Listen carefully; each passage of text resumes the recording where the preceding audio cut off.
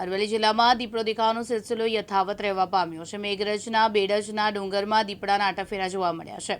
રાત્રિના અરસામાં દીપડાએ પશુ પર હુમલો કર્યો હતો। દીપડાએ 15 દિવસમાં 3 વાર પશુ પર હુમલો કરતા ભયનો માહોલ છે। હુમલામાં 2 પશુના મોત અને 1 ઇજાગ્રસ્ત હાલતમાં છે।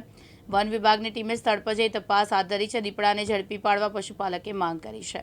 મેઘરજથી કળોદરી વિસ્તાર ગણાય છે, કોલેજની પાછળનો ભાગ જીવીબીની બાજુમાં।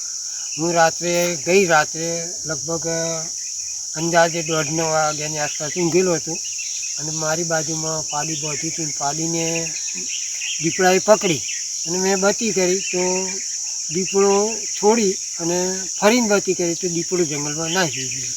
એ પહેલાં અઠવાડિયા પહેલાં 2 દિવસ પહેલાં એક પાડીને પકડી હતી ભાઈની, એ પાડી મરી ગઈ। એના પહેલાં એક ગાયને પકડી હતી। એ લોકો જંગલ ખાતાવાળા આવ્યા, જંગલ ખાતાવાળાએ તપાસ કરી, દીપડાના પંજા મળ્યા, બધું પુરાવો મળ્યો અને એ લોકો તપાસ કરીને ગયા હતા આખી ટીમ।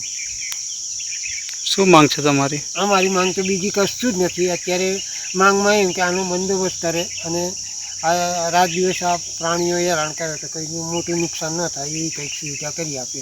જયદીપ ભાટિયા, દિવ્યાંગ ન્યૂઝ, અરવલ્લી।